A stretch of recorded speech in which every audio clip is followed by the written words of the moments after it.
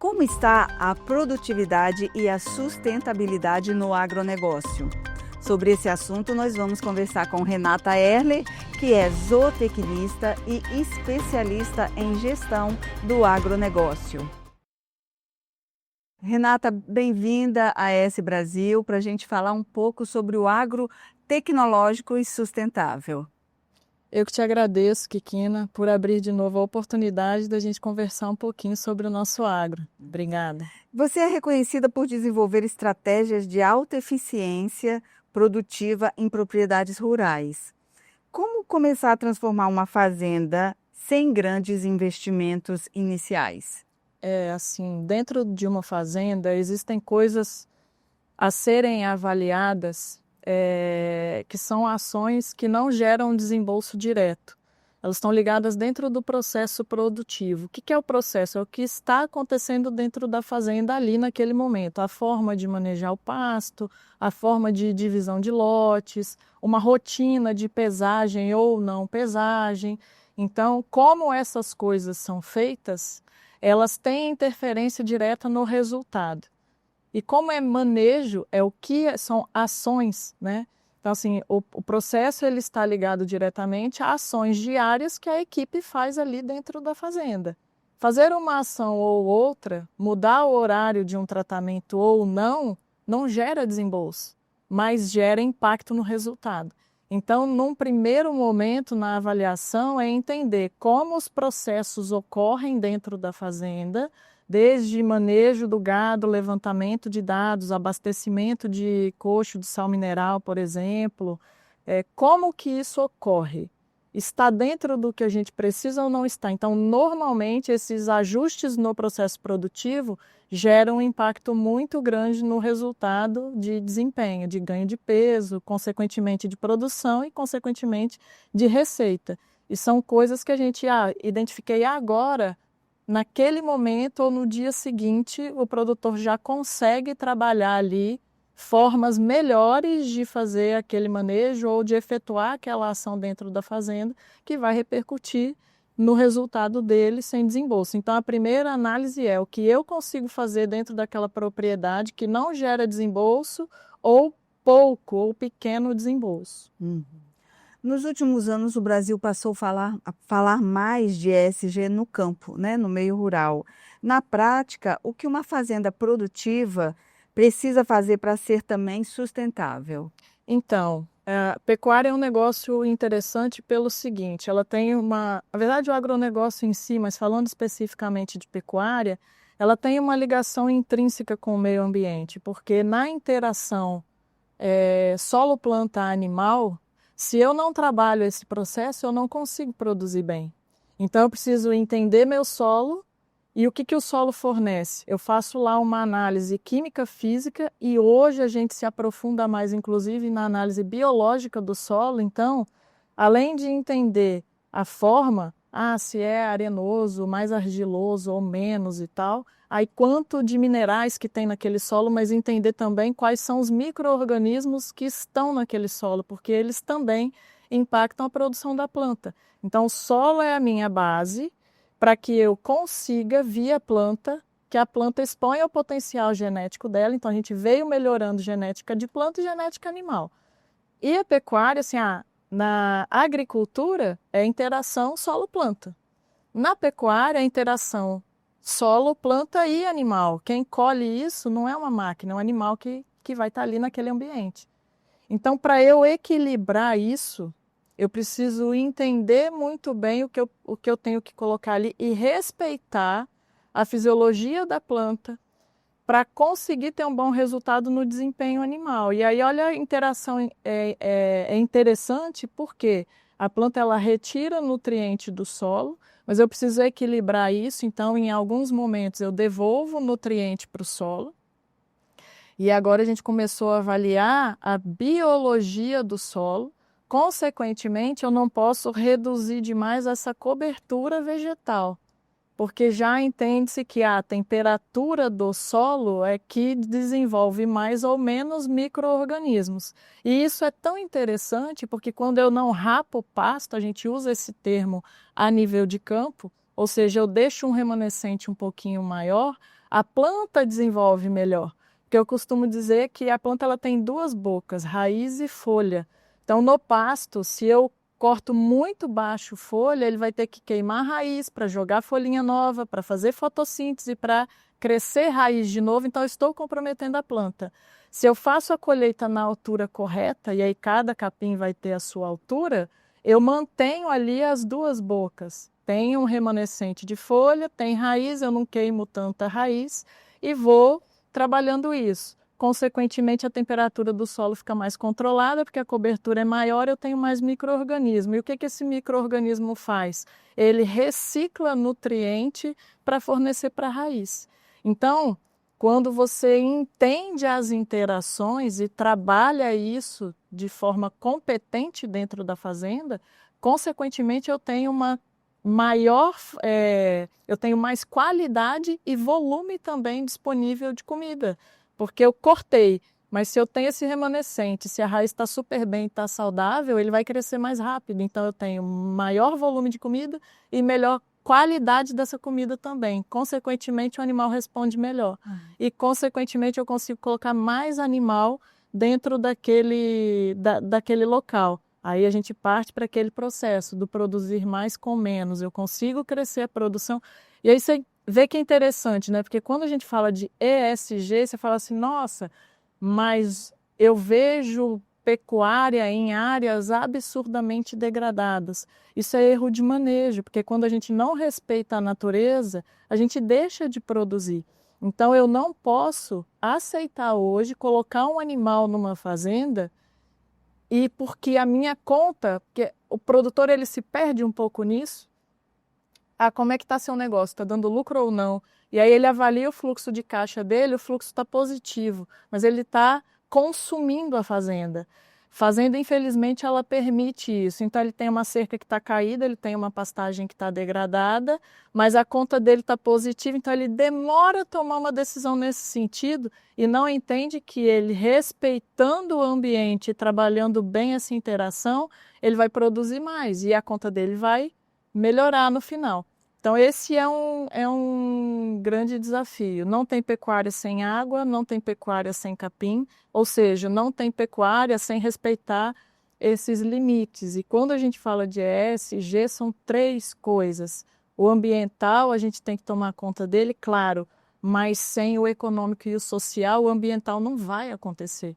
Então, o primeiro passo é que aquela conta, que aquela fazenda dê lucro. Então, desde que sobre dinheiro no final, eu vou conseguir fazer os investimentos necessários para estabelecer ali as pessoas trabalhando. Então, eu cuido do social, cuido da comunidade em volta. Por quê? Porque tem capital para isso. Aí sim, eu passo a tratar do meio ambiente. Mas, às vezes, o meio ambiente chega na frente por causa dessa interação. Eu só consigo aumentar o meu volume produtivo se eu tiver uma boa interação solo-planta-animal. Uhum. Então, quer ver, o bom manejo, ele é fundamental e ele para gerar impacto na lucratividade do negócio. Sim, para você ter ideia, e olha a primeira pergunta que você me fez, né? O que eu faço que não gere desembolso, mas que o pecuarista ou que o produtor consiga ali estabelecer buscar um resultado melhor, né? Essas ações, elas afetam diretamente essa questão da ESG.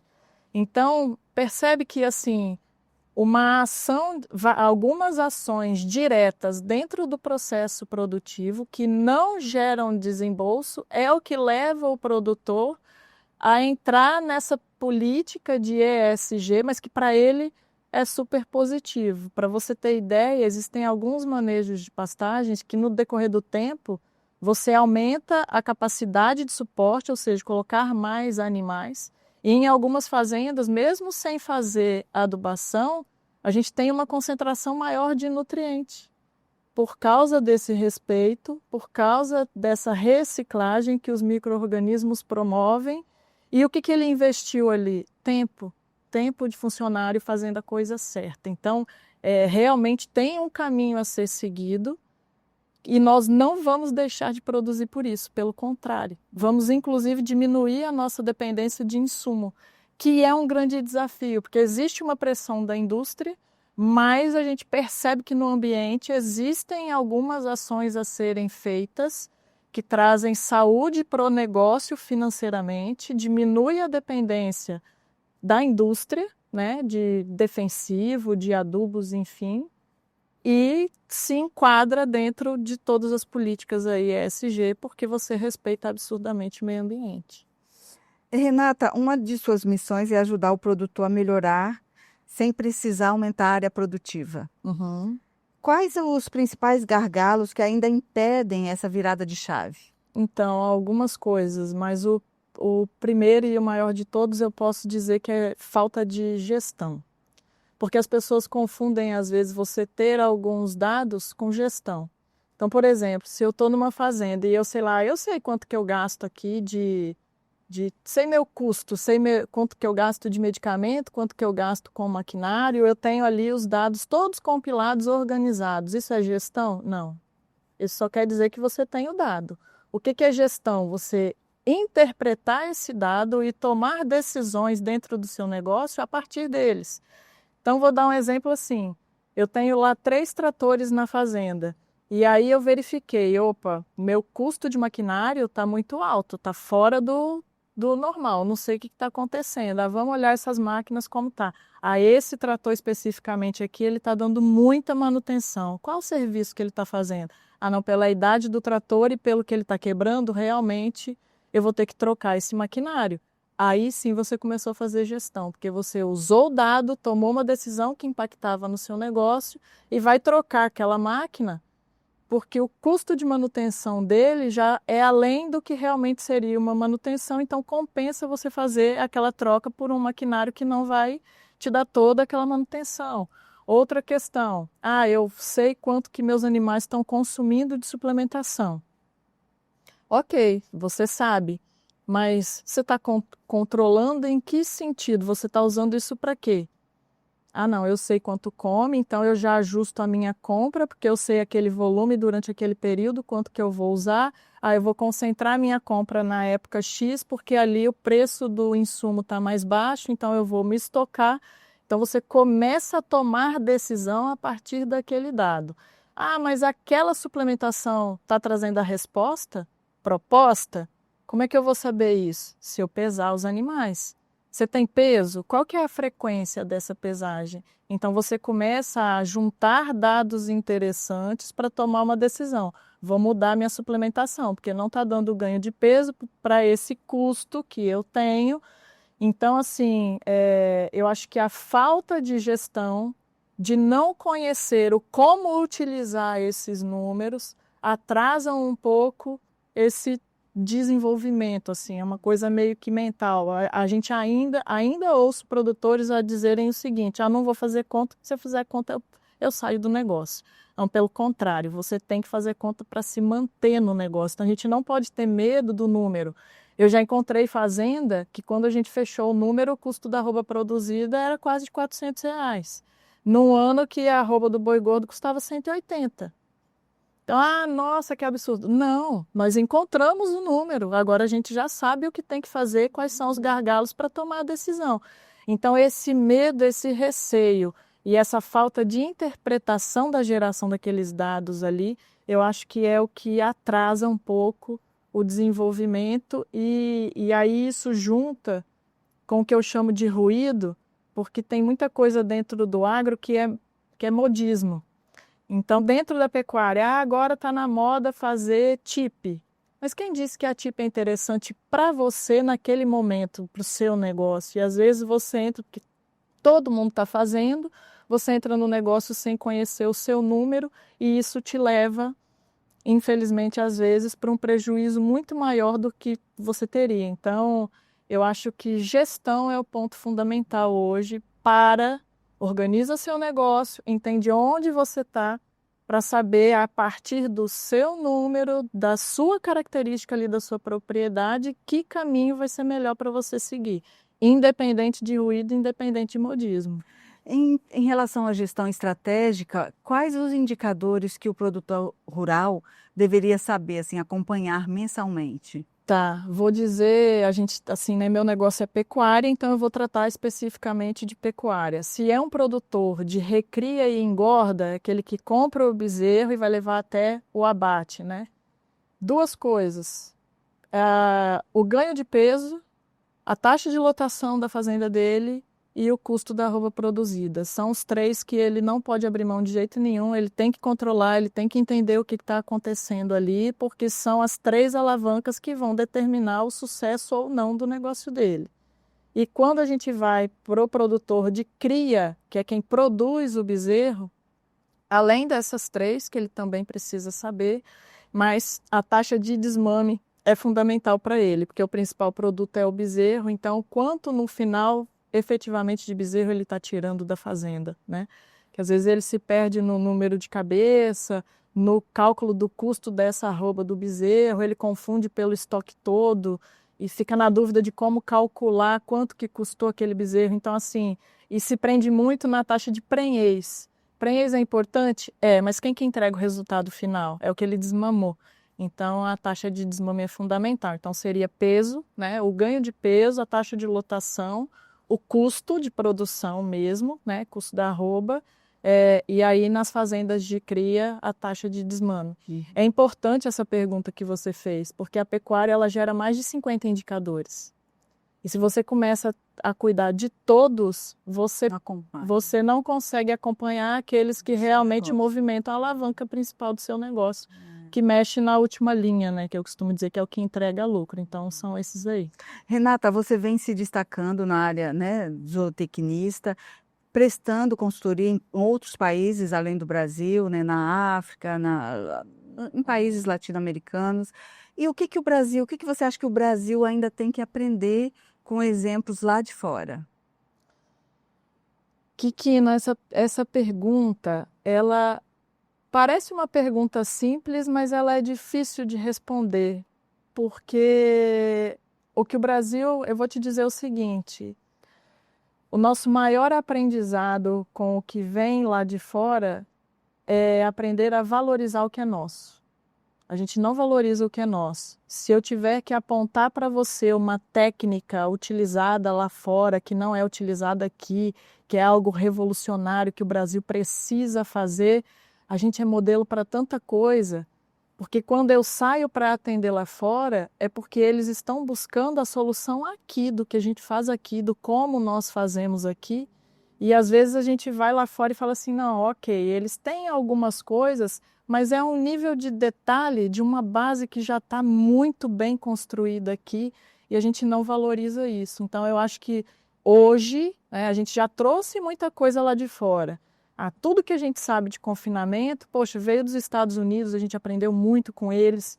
Eles são, enfim, exemplo realmente, é uma referência que a gente mantém esse contato e esse intercâmbio do que eles desenvolvem lá, mas hoje já não tem tanta novidade assim, tem alguma coisa que a gente não sabe? Não.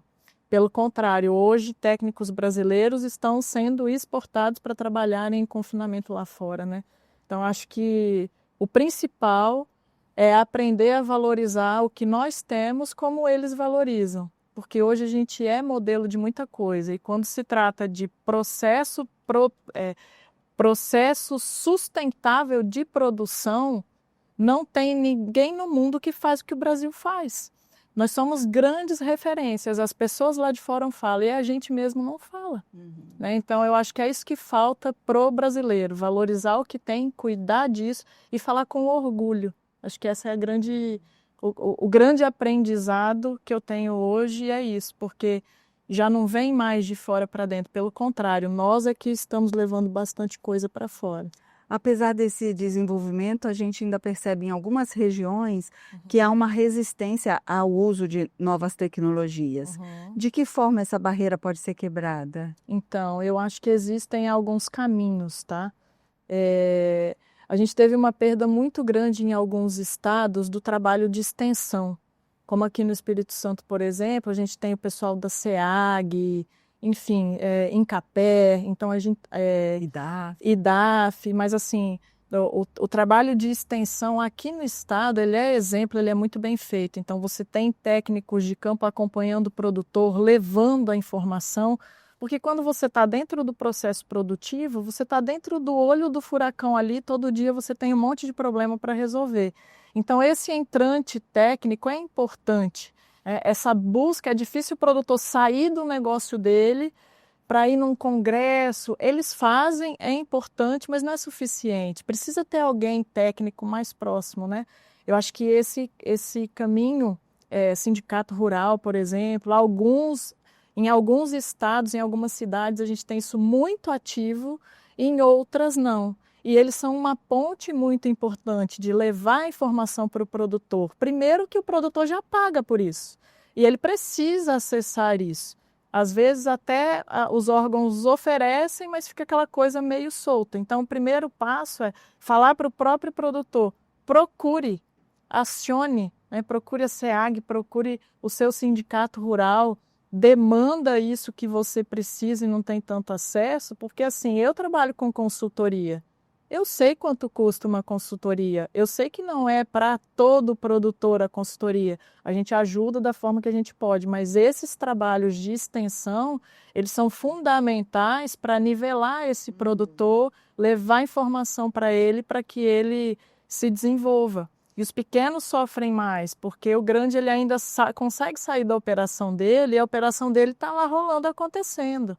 O pequeno, se ele sai, o negócio dele para, porque ele faz parte do processo produtivo. Então, realmente, a gente precisa levar isso para ele, e eu acho que esses meios, com esses órgãos, são fundamentais. E a diferença está aí, porque alguns estados fazem muito bem feito e outros a coisa vai mais devagar. Uhum.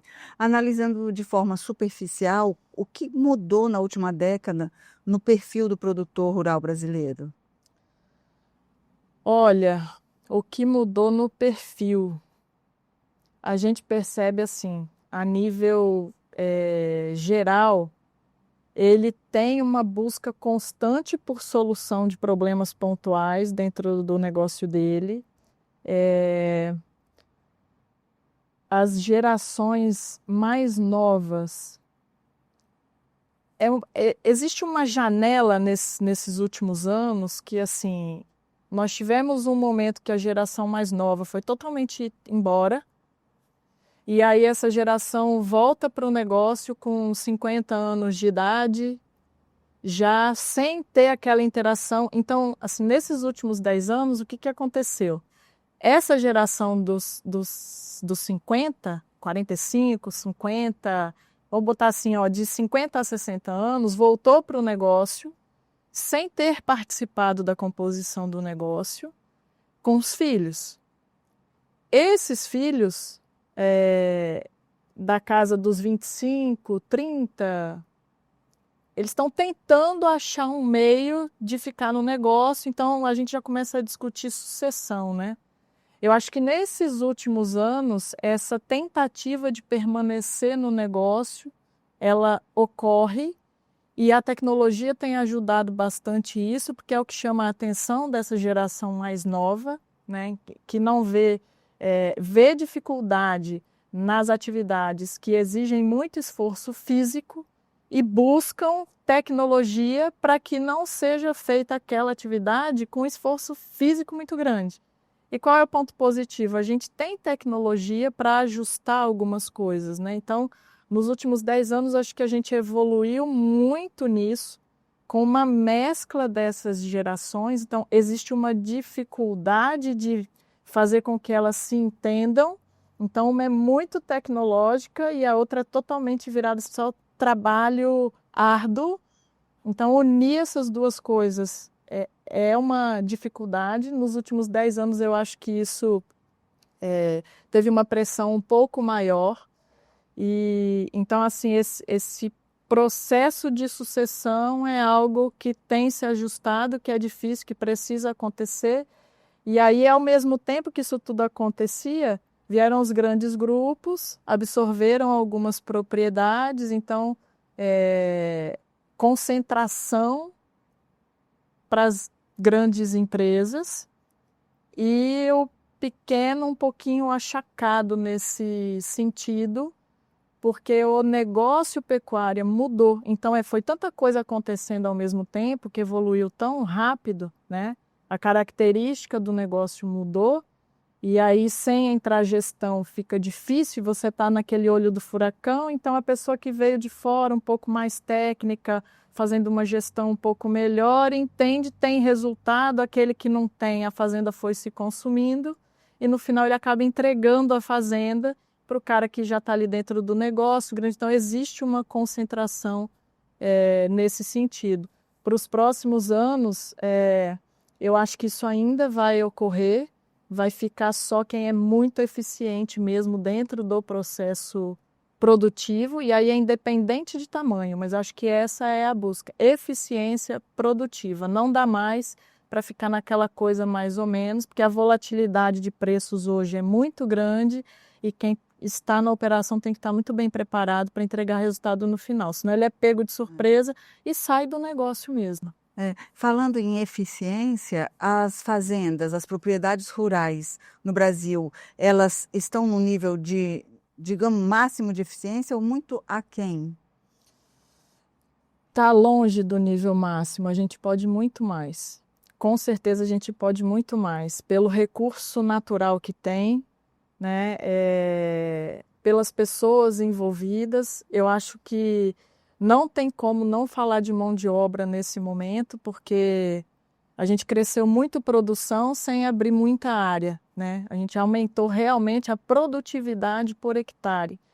E para que isso acontecesse, nós aumentamos também a nossa dependência de insumo, consequentemente a dependência de mais capital, porque se vem mais insumo, é mais investimento, depende de mais dinheiro. Então, quando você vai evoluindo numa atividade que depende mais de capital, o seu risco, consequentemente, também aumenta. E aí passa a ser exigido um nível maior de gestão. O que você não mede, você não controla. Você precisa medir.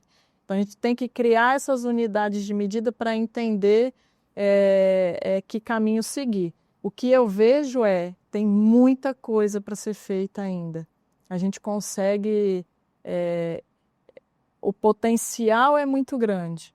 A busca de nível de eficiência dentro das fazendas, quando eu olho a agricultura, o agricultor ele já evoluiu mais nisso. Ele já faz o básico extraordinariamente bem feito e ele já está indo para o além do básico. O pecuarista, ele ainda peca muito no básico, no feijão com arroz. Então, você percebe assim, o ponto que eu falo do processo, manejo de pastagem, que é a base da nossa pecuária. Manejo de pastagem é o que o cara faz no dia a dia, eu não estou falando de adubação.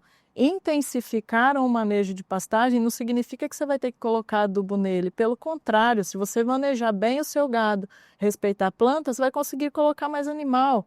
Então você já está intensificando, já é um processo de intensificação. Não rapar pasto. Parece óbvio, mas isso acontece todo dia em vários lugares. Então eles ainda pecam muito no básico. Então qual é a evolução? Fazer o básico extraordinariamente bem feito. Por quê? Porque quando a gente fizer o básico extraordinariamente bem feito, a gente ainda tem um salto muito maior para dar, a gente ainda pode ir muito mais longe. O Brasil hoje tem potencial de dobrar o rebanho pecuário sem abrir 1 hectare de pasto, desde que ele maneje bem o que ele tem. Tem fazendas exemplo? Temos, mas ainda tem muita coisa a ser feita nesse quesito aí. Renata, como é que você está vendo esse aumento na taxa de importação dos Estados Unidos, né? Elevação para 50%? Para a pecuária brasileira, de que forma isso pode afetar a pecuária? Então, os Estados Unidos hoje, ele representa 19% do que a gente exporta. Do volume exportado de carne brasileira, ele representa 19%. Não é uma carne premium, é uma carne magra, uma carne que eles utilizam para fazer hambúrguer. Então, essa taxação, ela realmente acaba com a negociação. Não vai ocorrer a venda para lá, vai ficar mais caro, eles vão pagar. Não, eles não vão comprar, esse que é o ponto. Essa carne vai ficar. E nós precisamos buscar outros destinos. É uma carne aceita para o mercado interno? É porque é a mesma carne que a dona de casa usa no dia a dia. Qual que é o problema? O consumo interno hoje, a gente gostaria que ele fosse melhor, mas devido à renda da população, ele está limitado. Então, é difícil a população interna absorver esses 19%. Consequentemente, se essa carne fica aqui, o que acontece com o preço? Pode ser que a gente passe aí por uma queda do preço da arroba, mas o momento acaba equalizando um pouco isso, porque a gente está num processo de redução de rebanho, de retenção de fêmeas, ou seja, o momento do ciclo vai reduzir esse impacto. Pode ser que a curto prazo realmente o preço caia, quando a gente deixar de mandar para lá, mas a médio e longo prazo a gente não vai sentir muito isso em relação à carne. Por quê? Porque o ciclo está virando para o ciclo de alta. Então, isso vai ser equalizado, né? O volume não é tão grande, isso acaba sendo equalizado. Mas é preocupante porque isso acaba afetando o dólar também. Então, a gente exporta muito para a China, mas a China paga em dólar. Então, se o real desvaloriza em relação a isso aí, isso significa que nós vamos receber menos. E aí não afeta só a carne, aí afeta um todo que às vezes a gente não para pensar.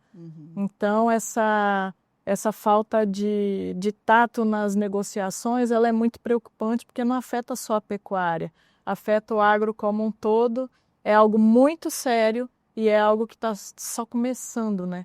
Então, assim, essa é uma falta de diplomacia e de posição política que preocupa muito a gente, porque é um mercado importante, não só pelo que nós vendemos, mas pelo que nós compramos também, e que nos afeta em relação à moeda, que, consequentemente, não vai ser só uma relação. Quando o dólar entra nessa conta, não é só a relação Brasil e Estados Unidos, é Brasil com o resto do mundo. Então, se a nossa moeda desvaloriza em relação ao dólar, o nosso problema vai muito além dos 19% de carne que a gente vai deixar de mandar para lá, entendeu? E o futuro? Como é que você vê o agro brasileiro em termos de sustentabilidade, produtividade, demanda de mercado, num horizonte aí nos próximos 10 anos? Olha, eu enxergo o Brasil. Todo ano a gente fala, né, do potencial brasileiro em relação à produtividade, a ser o celeiro do mundo. E esse potencial está aí. Esse potencial está aí. A gente trabalha bastante limitado às vezes, mas nós temos clima, nós temos características de solo e a gente descobre soluções para problemas de algumas regiões que possibilitam a gente produzir onde já não se achava mais que fosse possível. E hoje isso está acontecendo. E aí a gente entende que a parte viva do solo tem uma interferência grande. Nós estamos conseguindo encontrar um caminho que reduz a dependência de insumo, o que é muito importante porque boa parte de matéria-prima hoje, por exemplo, os principais fornecedores de fósforo do Brasil, o que é fundamental para qualquer cultura, o grande volume é de importação. Então a gente compra lá de fora e, querendo ou não, em algum momento isso vai acabar, né? Que a jazida é limitada. E a gente tem descoberto atividades ali, algumas ações para reduzir o volume desse insumo, sem que isso impacte no volume produtivo. Então está acontecendo tanta coisa boa aqui que eu acredito no potencial do produtor brasileiro. Eu acho que o próprio Brasil, politicamente, às vezes não, ele se autoprejudica, mas eu acredito muito no potencial do produtor brasileiro, que é resiliente em enfrentar qualquer dificuldade, além das que ele já enfrenta, de clima, né? Clima e mercado acho que são os grandes desafios, mas eu acredito na resiliência do produtor, porque internamente ele tem buscado as soluções, tem encontrado essas soluções, tem testado, tem evoluído. E com qualquer ajudinha do mercado, quando o mercado melhora, a gente tem uma capacidade de resposta muito grande, porque o produtor está sempre preparado, né? Então, eu admiro muito a coragem e a resiliência do produtor brasileiro e por isso que eu acredito que esse potencial do agronegócio existe, por isso que a gente aguenta o que a gente aguenta, por causa desse cara que está ali, que se fecha no meio produtivo dele, o mundo está acabando politicamente. Ele não é aquele cara que senta na poltrona e vai chorar porque vai ser taxado em 50%. Não, ele está dentro do processo produtivo dele, tá? Se essa taxa acontecer, o que eu vou ter que fazer? Então, ele não deixa de fazer a parte dele, e isso é uma questão admirável que nós não vemos em todos os setores, mas a gente vê muito forte no agro. Então, o potencial não é só potencial. O agro brasileiro, ele é realidade, a gente está pronto para responder por questões positivas ou negativas, mas é lógico que existe um limite dessa régua, né? Então, até onde vai a gente não sabe, mas, infelizmente, algumas coisas nós dependemos da política para evoluir mais. Só que o produtor está pronto. Se ele tiver o mínimo de condição, nada segura o Brasil, essa que é a verdade. Maravilha, Renata, muito bom conversar com você sobre um assunto que você conhece com tanta profundidade. Agradeço a sua disponibilidade em conversar com a AS Brasil. Eu que agradeço a oportunidade de falar do nosso dia a dia, de falar o que a gente gosta e falar com orgulho, né? Porque Brasil, é uma bandeira que a gente carrega. Nós temos um estado aqui no Espírito Santo que é modelo a nível do Brasil, tão pequenininho, mas tão significativo que entrega.